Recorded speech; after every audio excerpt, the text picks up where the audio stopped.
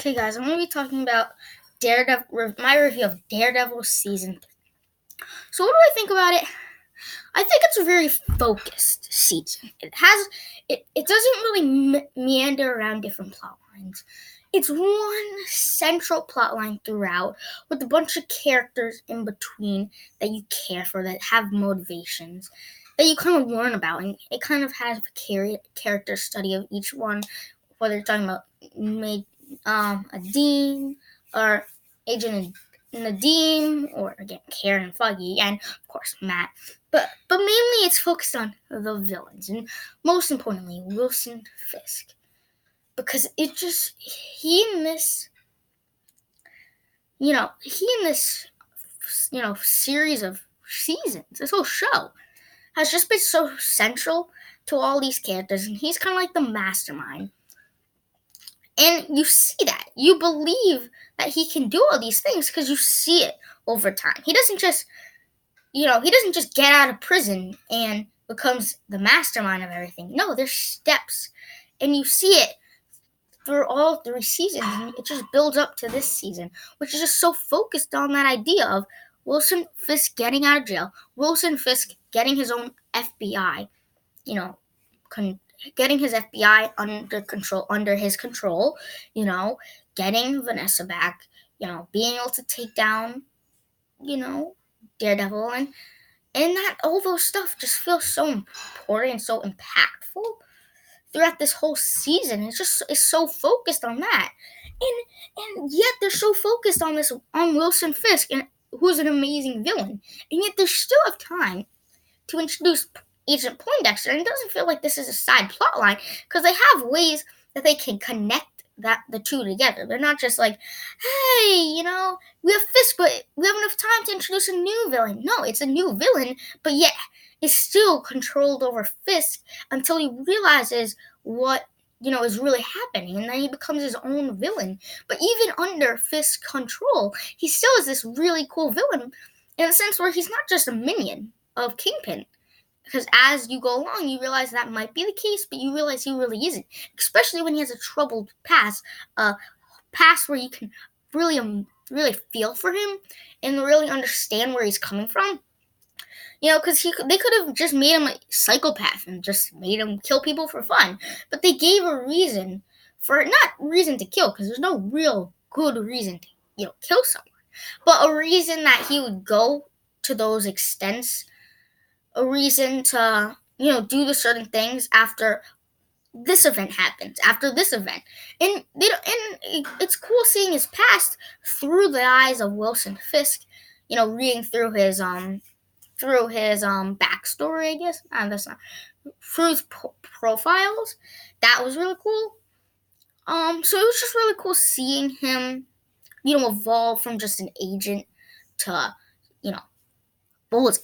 Because yes, he is Bullseye. He is Bullseye in this show. And again, the Bullseye versus Daredevil moments were cool because he kind of was essential to Fisk's plot, or plan, I should say, as he puts on a Daredevil costume, fights Daredevil, and you get kind of a Daredevil on Daredevil fights. You get kind of like 3 of them, because you get the one at the Bulletin. You get the favorite out of the 3, which was the one at the church. And I guess that would bring me into another thing I really loved, which was kind of like this whole idea of Matt's side of things. The way Matt views all this, and because he doesn't want to kill because of his beliefs. He doesn't want to hurt. He just wants to bring justice. But he really questions, is there really hope in some people? Is there really hope? Because you see in season 1, he believes that there could be hope that Fisk can change. But then when he goes through the season, and you really see that he's not changed. He's still out there. He's still running the same game. He's still running with the same mentality he ran. All those, the same time when he put him back in jail. So he starts to really question his beliefs. He starts to question, is there really hope that there are certain people that can actually end up having a good part of them, he really questions that. He really doesn't just think, oh, with the same mentality. He genuinely questions some things that he never really questioned before.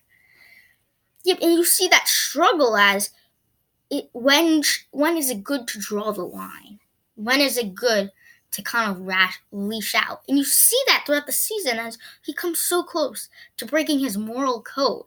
And you see him starting off with broken after the Defenders, and you see him try to grow as someone physically, mentally, emotionally throughout the season. And I think a best part is like he doesn't want to wear, the red Daredevil suit because he doesn't believe that he's the symbol that everybody should be looking at, everybody should be watching. He doesn't believe that he deserves it. He believes that he's just a vigilante doing something wrong. He doesn't believe in himself as a person, as a being.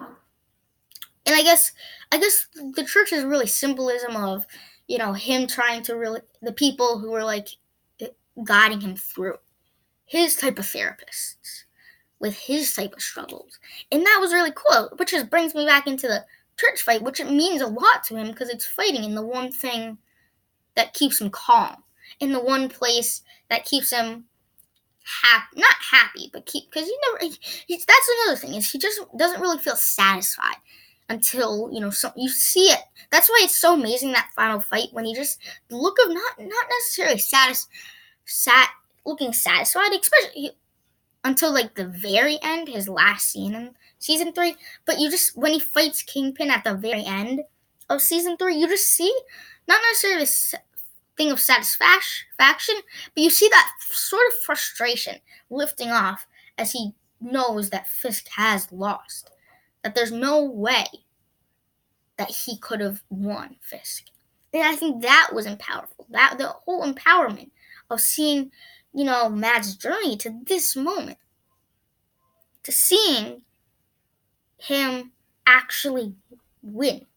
Because he's just had losses throughout this whole season. Loss. And it just built up to that. That's why that final fight was so important. Because it's not just Fisk versus Daredevil, but you also get Bullseye in there. And he's also versing Fisk. And, Daredevil versus Daredevil action again. And yet Fisk versus Bullseye. Fisk versus Daredevil. And it was kind of in Vanessa in the mix. And that was really cool seeing them, I guess, 3 different views, 3 different ideologies, 3 different personalities, 3 different fighting styles, clashing it out with all 3 different, I guess, ideologies. And the irony continues as Fisk and Vanessa are getting married. And that was really cool. And then, of course, I guess the reveal of, Matt's mother was pretty cool. I still liked her character, as kind of, again, one of those characters to really guide Matt, whether she was the mother or not. I didn't really read the comic where she got introduced as her mother, but at the same time, I don't think they really did a good. I don't know if I missed this, but they didn't really do a good job of kind of hinting at that. They were just like, the end of one of the episodes. I believe it was like the 9th. No, because 9th was I think it was like, the end of like the 8th. They revealed she's the mother, and then you get to see. And then this was, I feel like, when Matt was definitely the most broken, because he couldn't even trust the people that he thought he could trust. Because again, it was this people guiding him, his way. But yet the people who are guiding him, he doesn't even know if he can trust. So it definitely seems like throughout the season, he just has struggle after struggle. And of course, I think Foggy and Karen, are also at their best in this moment, because they really individualize them. Because I feel like in the first 2 seasons, they were so connected to just Foggy and Nelson. Foggy and Murdoch, attorneys at law. They were so connected to just that thing that you didn't really know them as an individual character. But here you really did. You saw Karen on the run. You saw Foggy's family on the run. you saw all these different things and all these different sides of them that you didn't really see. And it was really cool actually having these characters in danger, because everybody thinks about Carrot and Foggy, the, sidekicks, but they're really not. They really not necessarily get on the action, but they really feel in danger. They really feel like they're doing something, And one of the greatest aspects is that they always, in all 3 seasons, they've always won by the law, not necessarily out of the law. And of course, they did have to work at, of course, it's Daredevil. They had to be some sort of vigilante. But their role, Karen and Foggy's role inside the law is just as important. And it's just so exciting it was so exciting to see them really grow as characters. They grow out of the shell of just being a side characters. They feel like they've become main character status. They don't feel, because they have actual motivations. They're actually in danger. They're actually in the battle. Whether they're fighting in the battle, they're still in the battle. They're still in the war. They're still fighting the war. They still are in danger. Especially with Fisk figuring out Matt's, Daredevil and all the people he's associated with. It just builds up. In each episode, these characters become more in danger, and it's cool to see. And also, I like the new characters, like Agent Nadeem, and just the FBI in general. That was really cool. That was really cool to see his own FBI agent, FBI force. And it wasn't one of those things that felt cheated out for, because it made sense. It made stuff that he could do, because he's a manipulator. He's a guy who will try to make negotiations until there's nothing more to negotiate. But at the same time, knowing Fisk, he can negotiate anything. With his power, he can just do whatever he wants, essentially. And so, that, again, stuff that are really interesting, really exciting to see. And that also brings us to the codename Kingpin. I gasped when they had that, because it was clever with originality. The idea of having Kingpin as a codename with the FBI felt it was the best way to have it without being hey, Kingpin, and just what was that for? It works in the sense that it's his codename. It's the code that they all work for, and that was really clever.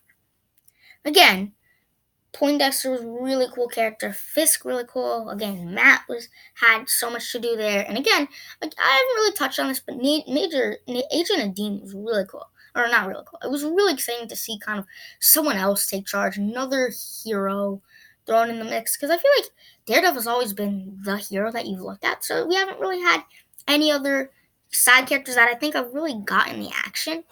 And it's here you are with Agent Nadeem. He actually has some pretty cool action sequences. And that was really cool. And again, Agent Poindexter. He was really cool. As kind of you see his transformation to just a troubled past to genuine full psycho.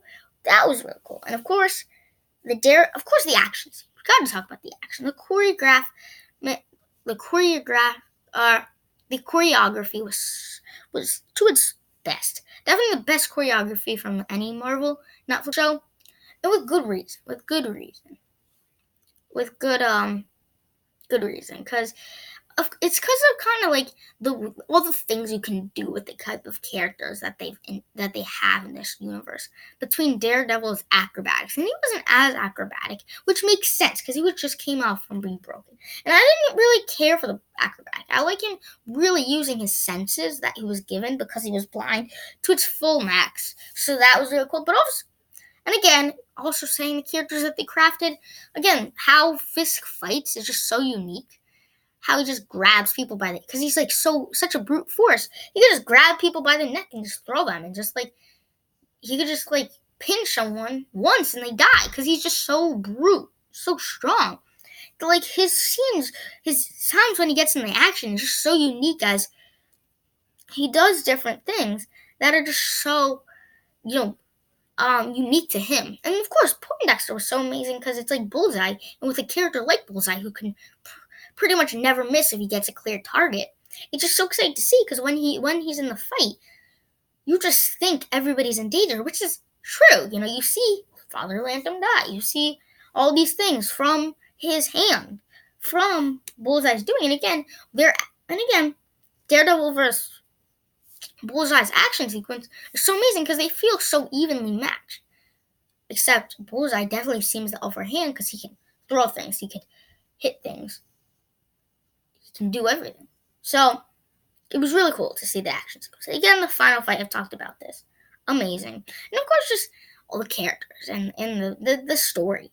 Not the mystery.